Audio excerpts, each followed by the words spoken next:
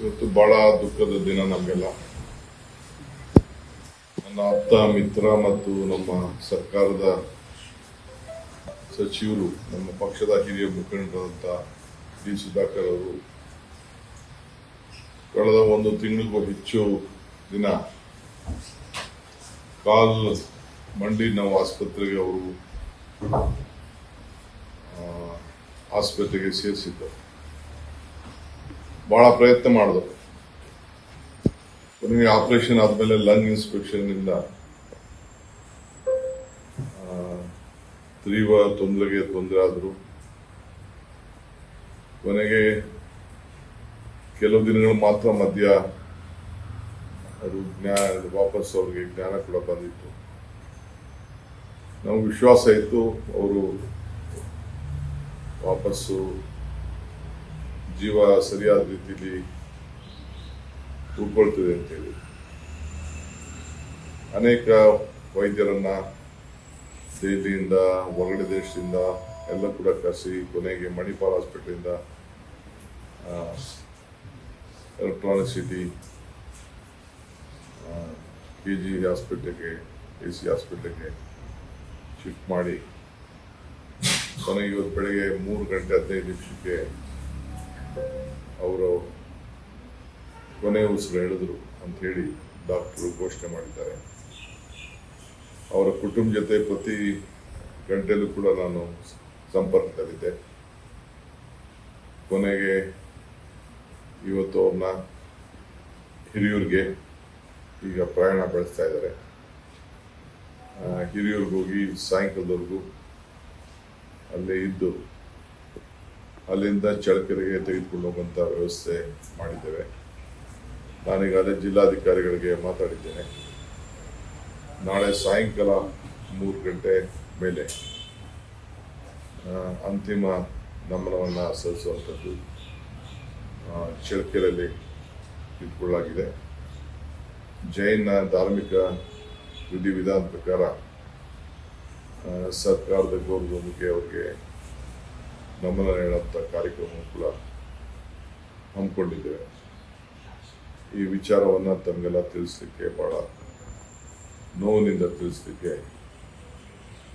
ನಾನು ಬಯಸ್ತಾ ಇದ್ದೇನೆ. ಸೊ ನಾನು ಕೂಡ ಇವತ್ತಲ್ಲಿಗೆ ಭೇಟಿ ಕೊಡ್ತಾ ಇದ್ದೇನೆ.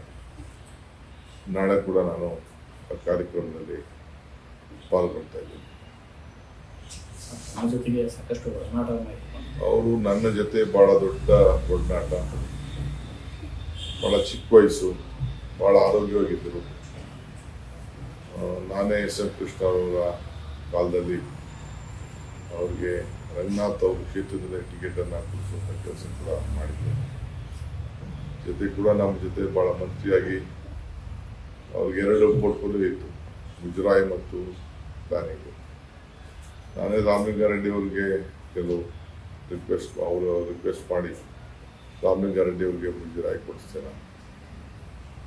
So shift ಮಾಡಿಸ್ಕೊಟ್ಟೆ. ಮುಖ್ಯಮಂತ್ರಿಗಳು ಅದಕ್ಕೆ ಒಪ್ಪಿಕೊಂಡ್ರು. ಸೊ ಭಾಳ ನೋವಾಗ್ತದೆ. ಅದು ಭಾರತ್ ಜೋಡೋ ಯಾತ್ರೆಯಲ್ಲಿ 5 ದಿನ ಅವರೇ ಜವಾಬ್ದಾರಿಯನ್ನು ತೆಗೆದುಕೊಂಡಿದ್ರು. ರಾಹುಲ್ ಗಾಂಧಿ ಅವರು ಕೂಡ ಅವ್ರ ಗಮನಕ್ಕೂ ನಾನೀಗ ತಂದೆ. ಅವರು ಭಾಳ ಈಗ ಸದ್ಯದಲ್ಲೇ ಮಾತಾಡ್ತಾರೆ, ಅವ್ರ ಕುಟುಂಬ ಜೊತೆ ಮಾತಾಡ್ತಾರೆ. ಈ ನಮ್ಮ ಸ್ವೇರಿಂಗ್ ಆದಮೇಲೆ, ಚೆನ್ನಾಗಿ ಸ್ವೇರಿಂಗ್ ಆದಮೇಲೆ ಅವ್ರ ಹತ್ರ ಮಾತಾಡ್ತೀನಿ ಅಂತ ನನಗೆ ತಿಳಿಸಿದ್ದಾರೆ. ಸೊ ಇಡೀ ಕಾಂಗ್ರೆಸ್ ಪಕ್ಷ ಅವರ ಪಕ್ಷ ನಿಷ್ಠೆ, ತ್ಯಾಗ ಇವೆಲ್ಲ ಕೂಡ ಸ್ಮರಿಸ್ಕೊಳ್ತದೆ.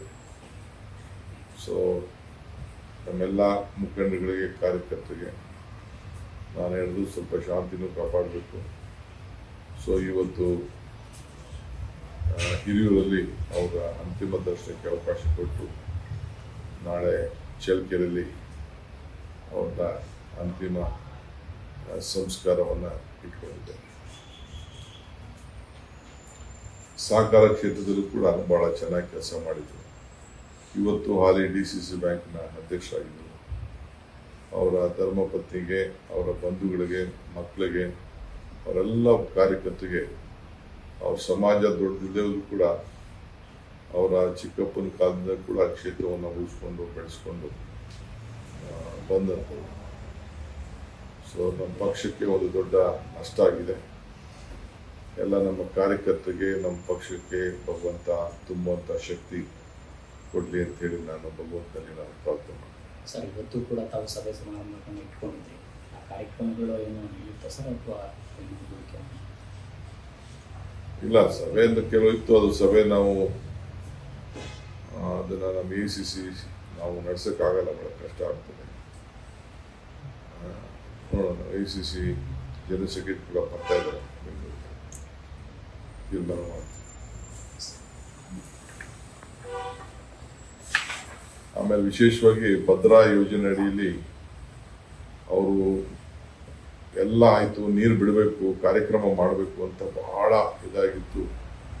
ಆ ಭದ್ರಾ ಯೋಜನೆ ಅಡಿಯಲ್ಲಿ ಎಲ್ಲ ನೀರನ್ನು ಬಿಡಿಸ್ಲಿಕ್ಕೆ ಎಲ್ಲ ಹೋರಾಟ ಮಾಡಿ ಭಾಳ ಯಶಸ್ವಿಯಾದರು. ಅದನ್ನು ಅವರ ಕೈಯಲ್ಲಿ, ಅವ್ರ ಜೊತೆಲಿದ್ದಾಗ ಅವರ ಅಧ್ಯಕ್ಷತೆಯಲ್ಲಿ ಉದ್ಘಾಟನೆ ಮಾಡಬೇಕು ಅಂತೇಳಿ ನಿಂತಿದ್ದು. ಕಾರ್ಯಕ್ರಮ ಮುಗಿದಿದೆ.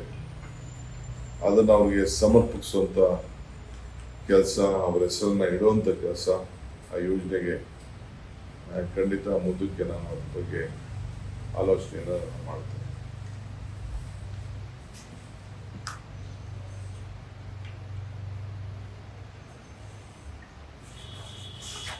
ಯಾವಾಗ ಬಂದರೂ ಅವರು ಅವರ ಕ್ಷೇತ್ರದ ಅಭಿವೃದ್ಧಿ, ಜಿಲ್ಲೆಯ ಅಭಿವೃದ್ಧಿ, ಆಮೇಲೆ ಎಲ್ಲ ವರ್ಗದ ಜನರಿಗೆ ನ್ಯಾಯವನ್ನು ಒದಗಿಸ್ಕೊಡುವಂಥದ್ದು.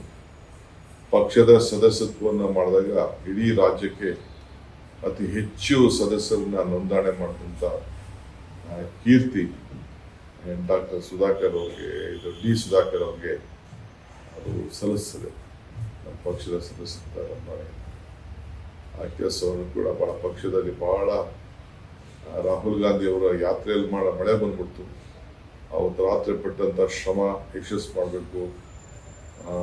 ಭಾಳ ಅವ್ಯವಸ್ಥೆ ಆಯಿತು. ನಮ್ಮ ಆ ಜಾಗ ಅಲ್ಲಿ ಅವರೆಲ್ಲ ಉಳ್ಕೊಳ್ಳುವಂಥ ಜಾಗ, ಇಡೀ ರಾತ್ರಿ ಅವರ ಕಾರ್ಯಕರ್ತರು, ಅವರ ಮುಖಂಡತ್ವದಲ್ಲಿ ಪಟ್ಟಂಥ ಶ್ರಮ ನಾವ್ಯಾರು ಕೂಡ ಮರೀಲಿಕ್ಕೆ ಸಾಧ್ಯ ಇಲ್ಲ. ಅಂತ ದೊಡ್ಡ ಹೋರಾಟವನ್ನು ಮಾಡಿ ಭಾರತ್ ಜೋಡೋ ಯಾತ್ರೆಯನ್ನು ಯಶಸ್ಸನ್ನು ಮಾಡಿದ್ದಾರೆ. ಓಕೆ, ನ್ಯೂಸ್ ಫಸ್ಟ್ ನಿರ್ಭೀತಿಯಿಂದ ನಿಮ್ಮ ಪರವಾಗಿ.